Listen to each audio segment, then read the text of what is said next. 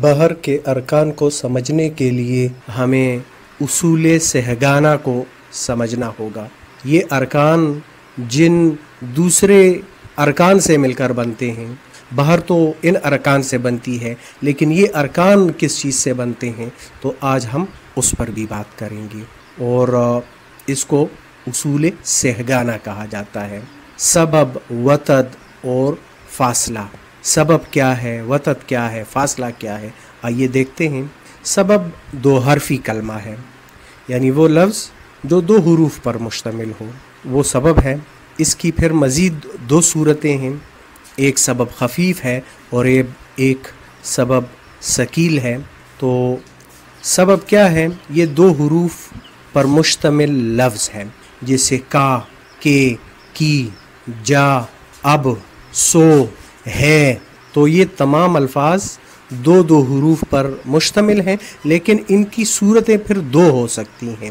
ایک ہے سبب خفیف، یعنی پہلا حرف متحرک ہو اور دوسرا ساکن ہو، جیسے اب پہلا متحرک ہے الف اور بے اس میں ساکن ہے۔ جا، کو، کی، صف، دل، یہ تمام الفاظ دو حروف پر مشتمل ہیں اور ان میں پہلا حرف متحرک ہے اور دوسرا ساکن ہے۔ آگے چل کر میں متحرک اور ساکن حروف کے لیے علامات کا استعمال کروں گا تاکہ سمجھنے میں آسانی ہو۔ متحرک حرف کے لیے میں ایک الف کی طرح ایک علامت استعمال کروں گا، اور ساکن کے لیے دال کی طرح کی ایک علامت استعمال ہوگی۔ تو اگر ان لفظوں پر غور کیا جائے تو سب کی شکل اس علامت جیسی ہے جو اسکرین پر موجود ہے، یعنی پہلا متحرک ہے اور دوسرا ساکن ہے۔ اب آئیے دیکھتے ہیں سبب ثقیل کیا ہے۔ سبب ثقیل وہ لفظ ہے جس میں دونوں حروف متحرک ہوتے ہیں، پہلا حرف بھی متحرک ہوتا ہے اور دوسرا حرف بھی متحرک ہوتا ہے۔ اردو زبان میں ایسا کوئی لفظ نہیں ہے کہ جس کا آخری حرف متحرک ہو۔ اگر دوسری زبان سے کوئی لفظ آیا ہے اردو میں وہ الگ بات ہے، لیکن اردو زبان کے اپنے جو الفاظ ہیں اور جو مطلب مستعمل الفاظ ہیں، ان میں ایسی کوئی صورت ہمارے سامنے نہیں ہے کہ اس میں آخری حرف بھی متحرک ہو۔ تو اگر دو حروف ہیں تو دوسرا آخری حرف ہوگا، اور آخری حرف کو بھی متحرک ہونا چاہیے سبب ثقیل کی روح سے، لیکن اردو میں ایسا کوئی لفظ ہمیں نظر نہیں آئے گا، بشرط یہ کہ وہ کسی ترکیب میں آ جائے، یعنی دو لفظوں کا مرکب ہے اور اس میں پہلا جو لفظ ہے اس کا آخری حرف متحرک ہو جائے تو یہ صورت ہو سکتی ہے۔ اکیلا لفظ اس طرح نہیں آئے گا، یا پھر یہ لفظ کا ٹکڑا ہو سکتا ہے، جیسے ازلی۔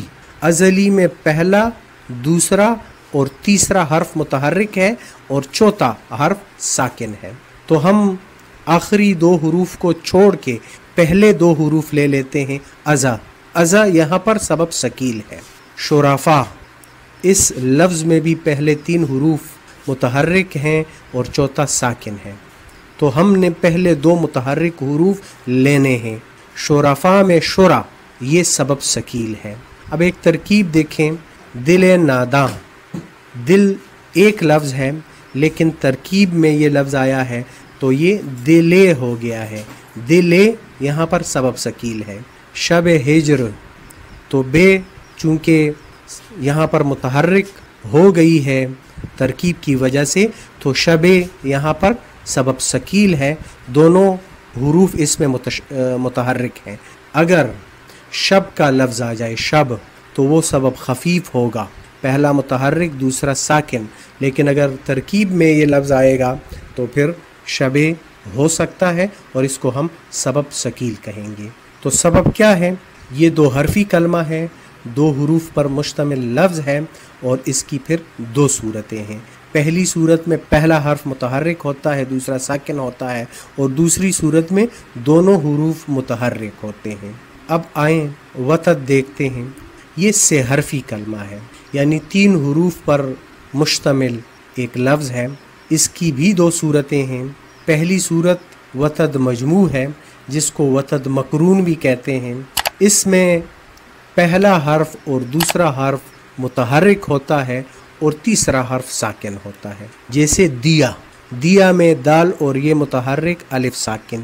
کیا، کاف متحرک یہ متحرک اور الف ساکن. لہو وہی ترتیب ہے. ادب، قلم، سفر. تو ان تمام لفظوں کی یہ صورت بنتی ہے، پہلے دو متحرک اور تیسرا ساکن ہے. اب وتد مفروق دیکھ لیتے ہیں. وتد مفروق میں پہلا اور تیسرا حرف متحرک ہوگا اور درمیان والا حرف ساکن ہوگا. تو ایک دفعہ پھر آخری حرف ہمارے سامنے متحرک آ گیا ہے. اور میں نے اس سے پہلے بتا دیا ہے کہ اردو زبان میں آخری حرف ساکن ہوتا ہے، وہ متحرک نہیں ہوتا. تو یہاں پر ہم دیکھیں گے کہ ہم کس صورت میں آخری حرف کو متحرک کر سکتے ہیں. اس سے پہلے مختصراً اس پر بات ہو گئی ہے. تو ایک لفظ لے لیتے ہیں بات. بات میں اگر گرامر کی روح سے دیکھا جائے تو بے متحرک ہے، الف ساکن ہے اور تے بھی ساکن ہے. یعنی پہلا حرف متحرک ہے اور آخری دو حروف ساکن ہیں. لیکن علم عروض کیا کہتا ہے؟ گرامر تو یہی کہتی ہے کہ آخری دو حروف یہاں پر ساکن ہیں. علم عروض میں ساکن حرف کی ڈیفینیشن کیا ہے؟ یہ بہت اہم ہے اور اس کو یاد رکھیں ہمیشہ. اگر آپ نے علم عروض سیکھنا ہے تو اس بات کو بالکل ذہن میں ہمیشہ کے لیے یاد کر لیں. ساکن حرف کی ڈیفینیشن علم عروض میں مختلف ہے. علم عروض کہتا ہے کہ وہ حرف ساکن ہوگا کہ جس پر سکون کی علامت ہو. تو یہ تو گرامر بھی کہتی ہے، لیکن ایک اور شرط بھی علم عروض نے رکھی ہے اور وہ یہ ہے کہ اس سے پہلے متحرک حرف آیا ہو. یعنی وہ حرف ساکن ہو اور اس سے پہلے ساکن حرف نہ آیا ہو. اگر اس سے پہلے بھی ساکن آ گیا تو اس کو ہم متحرک گنیں گے. جیسے بات میں تے کو ہم اس لیے متحرک گنیں گے کیونکہ تے سے پہلے جو الف آیا ہے وہ بھی ساکن ہے، اور اگر ساکن حرف آ جائے ساکن حرف سے پہلے تو دوسرا ساکن وہ متحرک گنا جائے گا.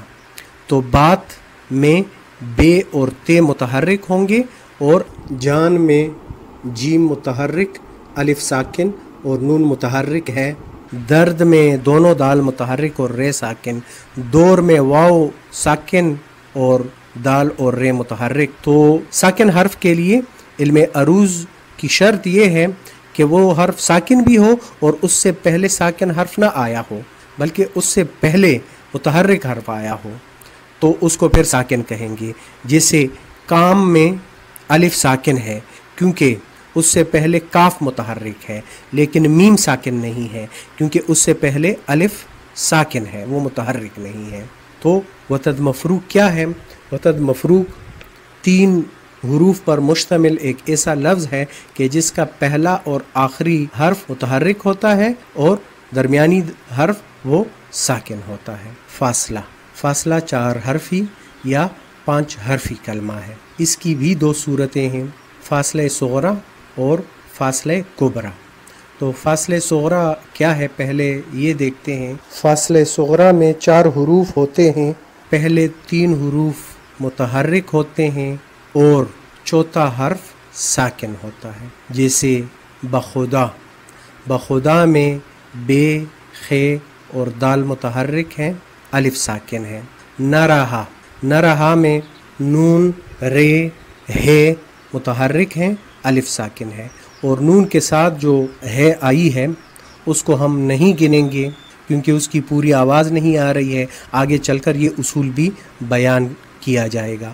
شرفا، تو یہاں پر بھی 3 حروف ہیں اور وہ متحرک ہیں ابتدا میں اور چوتھا حرف ساکن ہے. در دل 2 لفظوں کا مجموعہ ہے، ترکیب میں دونوں لفظ آئے ہیں. تو دال، رے اور دال متحرک ہیں اور لام اس میں ساکن ہے. تو فاصلہ صغرا اصل میں سبب ثقیل اور سبب خفیف کا مجموعہ ہے. یعنی پہلے سبب ثقیل ہم نے پڑھا کہ 2 حرفی کلمہ ہے، دونوں حروف اس میں متحرک ہوتے ہیں، اور سبب خفیف میں ہم نے پڑھا کہ پہلا حرف متحرک ہوتا ہے اور آخری ساکن ہوتا ہے. تو فاصلہ صغرا اصل میں ان دونوں کا مجموعہ ہے. فاصلہ کبرا، پہلے 4 حروف متحرک اور 5واں ساکن. اس کی کوئی مثال اردو میں نہیں ہے. ایسا کوئی لفظ کہ جس کے 4 حروف پہلے 4 حروف متحرک ہوں، 5واں ساکن ہو. عربی زبان میں آتے ہیں ایسے الفاظ، کسی اور زبان میں بھی آ سکتے ہیں، لیکن اردو زبان میں فاصلے صغرا کا کوئی تصور نہیں ہے.